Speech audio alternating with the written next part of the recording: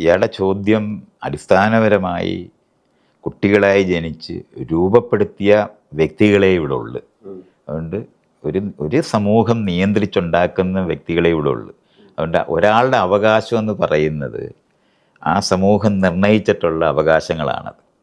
അതുകൊണ്ട് ഒരു വ്യക്തിക്കൊരവകാശം എന്ന് പറയുന്നതാണ് നമ്മുടെ ജനാധിപത്യത്തിനകത്ത് നമ്മൾ കണ്ടെത്തിയിട്ടുള്ള പൗരന്മാരുണ്ട് എന്ന് പറയുന്നത്. അതുകൊണ്ട് അവകാശമുള്ളവരായി ആദ്യമായിട്ട് ഇവിടെ മാറിയത് ജനാധിപത്യത്തിനകത്തെ പൗരബോധമാണ് ഉള്ള ആളിനെയാണ് അവകാശമുള്ള. അതുവരെ അവകാശങ്ങളെയില്ല, അനുസരണകളും ഒക്കെ ഉള്ളു. പക്ഷേ യഥാർത്ഥത്തിൽ ഒരു സമൂഹത്തിന് നൽകുന്ന, അവരുണ്ടാക്കിയിരിക്കുന്ന, തൊട്ട് മുമ്പ് വരെ ഉണ്ടാക്കിയിരിക്കുന്ന ഒരു ഫ്രെയിം വർക്കിനകത്തുള്ള അവകാശങ്ങളേ ഉള്ളൂ.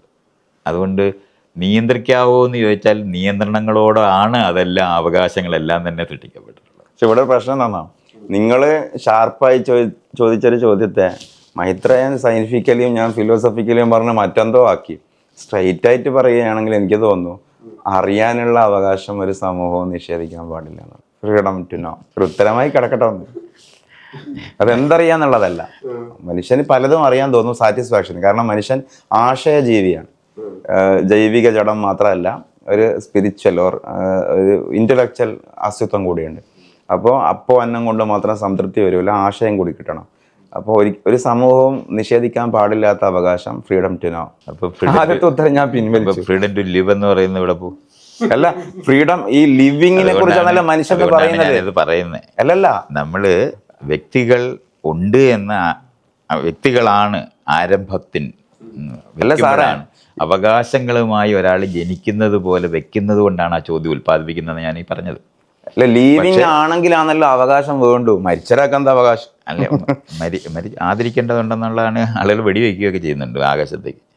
അപ്പോൾ അതൊക്കെ അങ്ങനെ മനുഷ്യന്റെ ആവശ്യം ബോഡിയോട് മോശമായി പെരുമാറിയെന്ന് പറഞ്ഞ കേസ് വരെ ഉണ്ട്. അതൊക്കെ ഞാൻ തമാശക്ക് പറയുന്നതാണ്. മനുഷ്യന്റെ ആവശ്യത്തിൽ ഞാൻ ഈ ഉറക്കം മുതലെല്ലാം എണ്ണിയത്.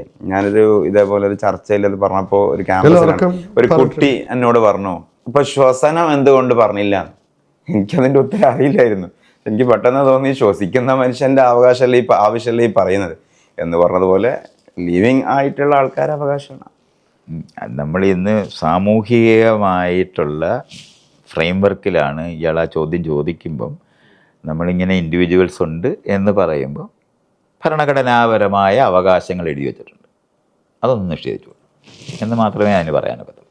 അങ്ങനല്ല, നേരത്തെ പറഞ്ഞ ശാസ്ത്രമോ ഫിലോസഫിയൊക്കെ വെച്ചിട്ടാണ് ലോകത്തിനെ മനസ്സിലാക്കുന്നതെങ്കിൽ ഈ പറഞ്ഞ ചോദ്യം അങ്ങനെ ചോദിക്കാൻ പറ്റും.